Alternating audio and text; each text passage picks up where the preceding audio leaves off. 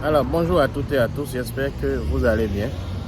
Je vais vous entretenir sur un sujet très important parce que ça revient souvent où les gens me disent Monsieur Faton, on envoie toujours les CV, mais il n'y a jamais de réponse, il n'y a personne qui nous répond.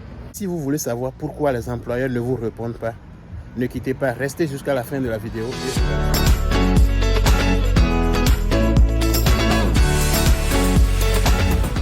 C'est important.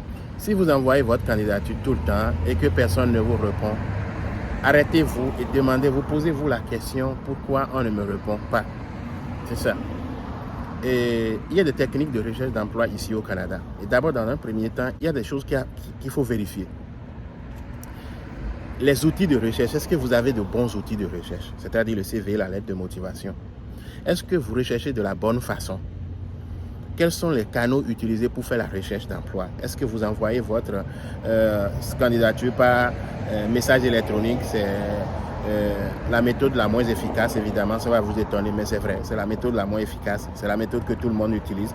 Est-ce que vous parlez directement à la personne qui s'occupe du recrutement dans l'organisation? Est-ce que vous envoyez votre candidature par la poste? Est-ce que vous envoyez votre candidature par fax? Regardez à toutes ces méthodes d'abord. Puis ensuite, c'est quoi le contenu de votre CV? Quel est votre nom? Le nom que vous avez mis sur votre CV. Ça peut paraître anodin, mais c'est très important. Nous savons, en Afrique, nous avons beaucoup de noms. Donc, on n'est pas obligé de mettre tous les noms. Parfois, il faut juste mettre les noms qui semblent un peu familiers aux gens ici, ou les prénoms. Vous ne pouvez pas changer évidemment votre nom. Mais au niveau des prénoms, si vous avez plusieurs prénoms, vous n'êtes pas obligé de mettre tous les prénoms. Vous mettez les prénoms, juste un prénom, un seul c'est assez, et qui semble peut-être un peu familier. Donc, c'est ça. Et on quitte là. À quel employeur envoyez-vous votre CV? À quel employeur envoyez-vous votre CV? Qu'est-ce que vous écrivez dans votre message, dans votre lettre de motivation? Qu'est-ce que vous écrivez? C'est très important. Est-ce que vous prenez la peine de changer l'adresse sur la lettre de motivation avant d'envoyer votre candidature à une nouvelle personne, à un nouvel employeur? Tout ça, là, c'est des choses très importantes. En ressources humaines, j'ai déjà vu plusieurs fois où les gens postulent pour un emploi et on voit sur la lettre de motivation l'adresse d'un autre employeur. Voilà, quand moi je vois ça en partant, pour moi, c'est comme quelqu'un qui est en train de juste s'essayer. Ce n'est pas sérieux. J'aime que la lettre de motivation me soit adressée, Monsieur Faton. C'est ça. Voyez-vous, là, ce n'est pas pour ça que je vous embauche. Mais ça me pousse à aller un peu plus loin, de fouiller un peu plus loin. Et le fait de vouloir fouiller un peu plus loin, ça vous donne déjà un avantage. Donc, c'est ça. Qu'est-ce qu'il y a dans votre lettre de motivation? Je le disais, qu'est-ce qu'il y a dans votre CV? Je l'ai dit au début. Est-ce que votre CV est ajusté en fonction de l'offre d'emploi que vous avez devant vous? Ça ne veut pas dire qu'il faut mentir. Il faut toujours dire la vérité. Vous devez forcément dire la vérité en fonction de ce que vous avez comme offre d'emploi devant vous. Les diplômes, comment vous présentez vos diplômes? Nous sommes une nation de diplômes. L'Afrique est une nation de diplômes. Est-ce que vous visez un poste de journalier? Mettez-vous votre maîtrise. Comment vous présentez votre maîtrise? Comment vous présentez votre baccalauréat? Comment vous présentez votre licence ou tout ça là? Vous parlez de licence. Comment vous le faites tout ça là? Ça, c'est des choses à regarder. C'est des choses à vérifier. Et c'est à cause de toutes ces raisons que personne ne vous répond. Voilà. Donc en Afrique, et aussi un peu partout peut-être dans le monde, on a beaucoup de prénoms, je sais ça. En Afrique, 3 petits prénoms, tout le monde en donne. Mais est-ce qu'il faut mettre tous ces prénoms sur votre CV ou votre lettre de motivation? Non. Je vous donne un exemple. Essayez de lire un prénom d'une langue que vous ne comprenez pas, que vous ne connaissez pas, et vous verrez la difficulté à assimiler ça. Donc c'est un peu comme ça. Et c'est bien, il ne faut pas changer de nom. On ne peut pas changer de nom, ça c'est normal. Donc là, votre prénom, si vous en avez beaucoup, 3, 2, essayez de prendre juste un seul prénom. Le seul prénom que vous allez prendre, il faut que ce soit un prénom qui soit comme familier aux gens ici. Mais pendant une entrevue, si on vous pose, on vous demande votre nom ou votre prénom, sentez-vous à l'aise de le dire. Il n'y a aucun problème, ce n'est pas un mensonge. Mais ici aussi, il y a des personnes qui ont plusieurs prénoms, mais on met juste un seul. La plupart du temps, on met juste un seul prénom. Donc c'est un peu comme ça. Et je reviens sur la question de qu'est-ce que vous mettez dans le message que vous envoyez pour votre candidature, si vous voulez postuler. C'est quoi l'objet? Qu'est-ce que vous mettez en titre? Il y a des messages, il y a des demandes d'emploi. J'ai déjà vu plusieurs fois en ressources humaines où on ne met pas l'objet. Ou en pièces jointes, tout ce que je vois 2 pièces jointes. et il n'y a pas d'objet. Pensez-vous que je vais ouvrir ce message? Non, ce n'est pas possible parce que pour moi, je l'assimile à un virus.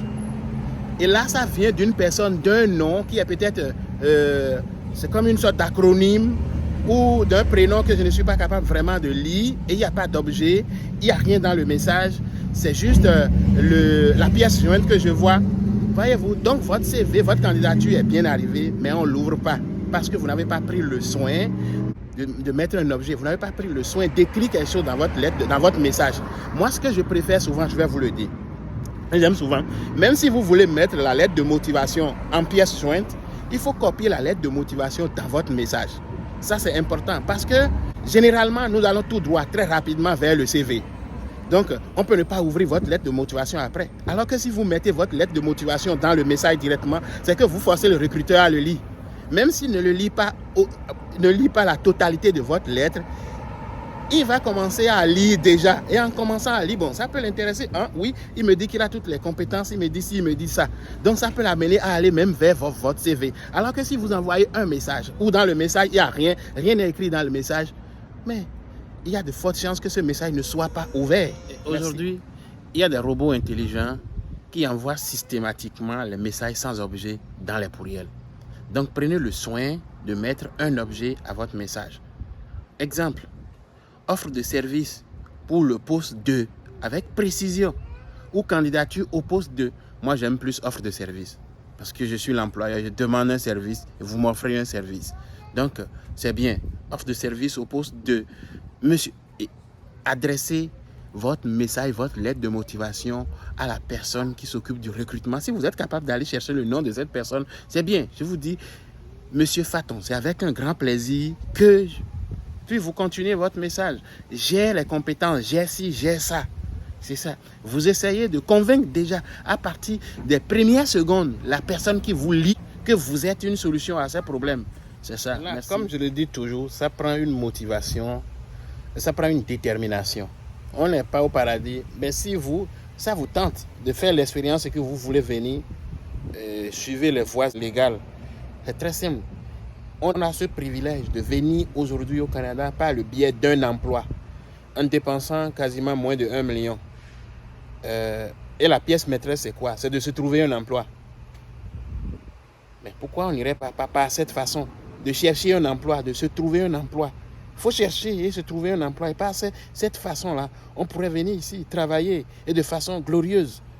Au lieu de vouloir comme passer par des gens qui vous promettent toutes sortes de visas, de choses, d'emplois, de ci et de ça. Je vais vous le dire, regardez-moi très bien, je vous le dis encore. Il n'y a personne qui peut vous donner la garantie d'un visa au Canada. Il n'y a personne.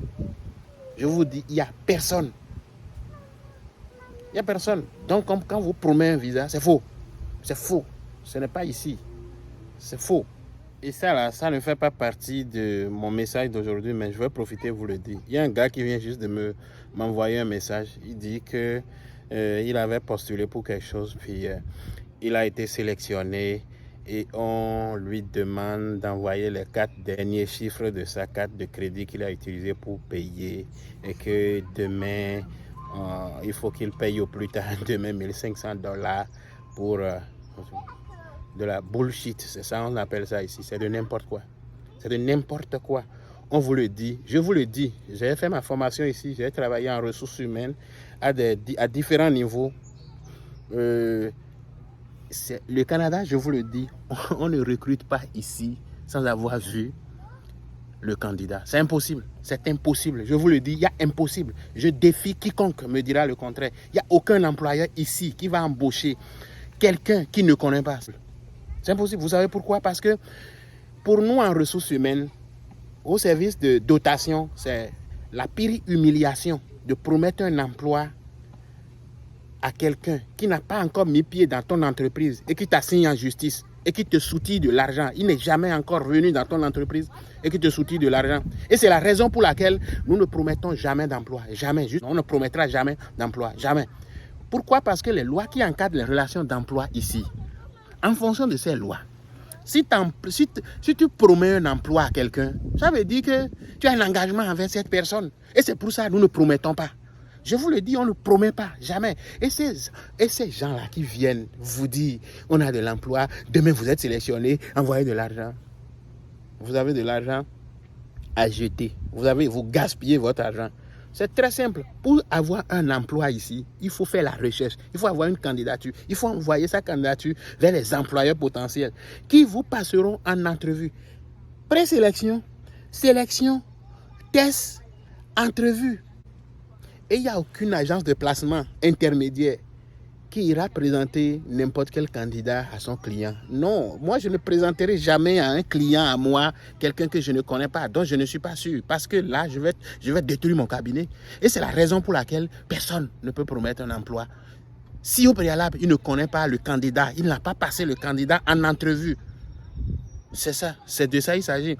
J'ai l'air un peu fâché, mais excusez-moi, parce que le gars, il a déjà envoyé l'argent, son argent. Il s'est fait bouffer gratuitement. Merci.